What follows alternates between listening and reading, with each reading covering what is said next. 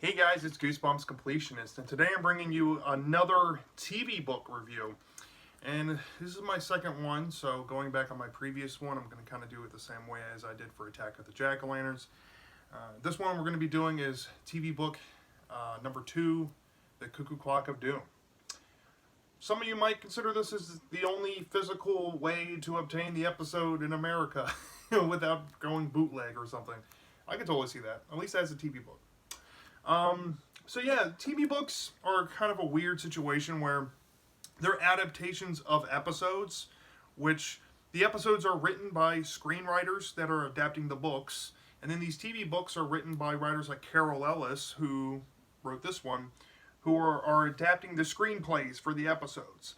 So how I go about, rating the TV books is how close they are to the episode itself. Does it do its job? Does it add things that aren't in the episode? Is it a good or bad thing? Do they get some things completely wrong? Those are things I'm looking for solid adaptations of the episode.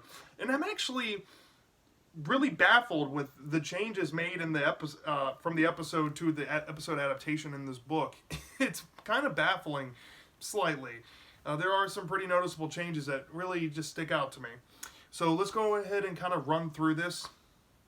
Like the episode, it starts off with Michael on his Walkman, walking down the street, doing his thing, strutting. And it throws you right into the situation where he's scared by the puppet, the bloody pile, blood, and the blood puppet in the woods. And it's Tara and her friends, and Michael realizes that it's ketchup and chases Tara back to the door and squirts ketchup on the door, and he gets in trouble. And then it cuts to the birthday. Now, here's the first change notable in the TV book adaptation. In the TV book adaptation, it's like the timeline of events jumps from that to Michael's birthday. So it's not a flashback, it's not really a flash forward, or maybe it is more of a flash forward. But in the episode, it was kind of hinted that it could have been a flashback. It could have been a fast forward. It really doesn't really matter in the context.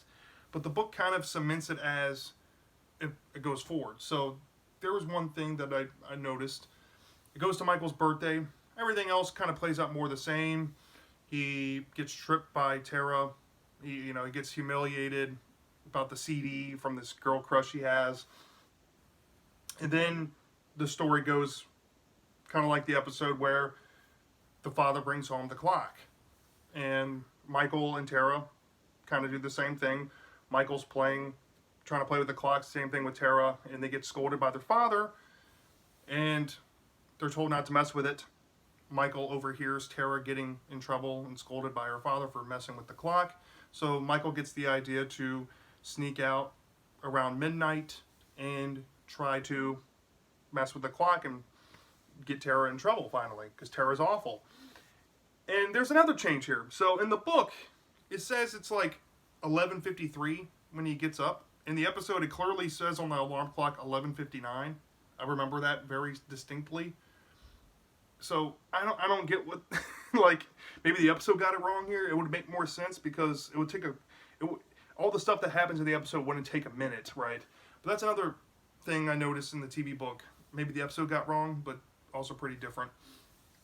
And it plays out the same. So Michael gets up and he goes downstairs, and there's a creepy scene. Well, I won't say creepy, just a fake out where he steps on a doll, and he goes into the den where the cuckoo clock is, and he has to close the window. But the book adds something here that is really striking from the episode. The episode, after he closes the window, the cuckoo clock sounds and he just turns it. In the TV book, he falls and then has to race to turn the head. It's little things like that. Like it makes me think, are these TV books given the original script and nothing else, not the finished episode or anything? Like, were these scenes or added things the original concepts for the script? That's a legit question, because none of this stuff happens in the episode.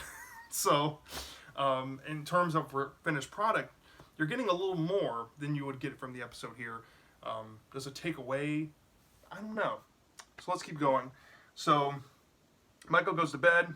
And essentially everything else plays out the same. Michael wakes up and it's his 12th birthday again, and he's trying to fix, because he knows what's happening, and he still gets outplayed by Tara. Plays out the same. He says he's stuck in a time warp.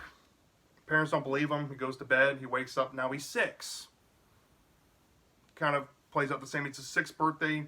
He pops the clown balloon, gives the kids his presents, and tries to go to the antique store where the cuckoo clock is, and has that creepy old guy following him, and then he's, surprised by his father after learning the antique shop owner left on vacation, and he's taken home. The father's trying to reach him for him to go to bed, and he won't go to bed because he's afraid to go to sleep now.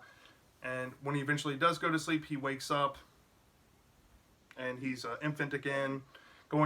Now thinking about it, going back, the dream sequence from the episode is still the same here. Right after he does it the first time, he has that dream sequence with Tara's head as the cuckoo clock head. Yeah, that's in there too. But going back to the infant stuff, that essentially plays out the same. He there's the funny scene with the mom from the episode is still in the book, surprisingly, and he acts all happy, so they go to the antique store, and essentially everything plays out the same, minus one big standout striking detail that did not happen in the episode. So Michael is in the antique store, and everything kind of plays out the same. It feels the same the way the story progressed in the episode, except Michael picked the wrong clock in this book. That never happens in the episode. He picked a wrong clock, then at the very last minute, having to save himself with the final, cuckoo from that real cuckoo clock to turn its head. And yeah, that never happened. That never happened in the episode. This makes no sense. Like I said, is this the original script or what? So that got probably axed out, maybe, I don't know. But it cuts back to the current time, and he's 12 again, and it's like the day after his dad got the cuckoo clock, and he's happy to see his dad, and his dad points out that something happened to the cuckoo clock. There's a date missing, the year 1988, during the time in the original book, it's 1988. And Michael realizes that, hey, that's the year that his sister was born, and then it leaves you on an ending where, what does Michael choose? Like the episode, and there you go. So, yeah, this one had striking differences from the episode, surprisingly. The stuff beforehand, like the falling down before, initially turning the head of the cuckoo clock, kind of taking away the element of it. Is it a flashback or is it a fast forward from the episode? Yeah, it's for those things I can let slide. But the whole missing cuckoo clock thing, or like not missing, the whole picking the wrong cuckoo clock thing is where I draw the line. That did not happen in the episode. It doesn't add anything to the story by doing that. It's just a fake out. And when you just add a fake out like that, it's annoying. So I actually think that this is kind of a deterrent for a story like this. Is it a faithful adaptation 100%? I don't know if there's any with this amount of change in it, but to me, this one isn't all that faithful compared to the other one I've read, Attack of the Jack-o'-lanterns. This one changes some things, it adds some things, it sets some things in stone, it adds a scene that completely didn't happen, and it adds nothing to the story. So when it comes to a 0 to 5 stars for this thing, is for it being an adaptation to the episode, how faithful is it? I'll give it about a 4.3. It's about a 4.3. It's a decent adaptation. If I'm buying this as a substitute for the episode, yeah, I'm getting a little more out of it. Getting a little more fake outs than what the episode provides. It essentially provides everything else the episode has, but the stuff it adds really doesn't add anything else to the story.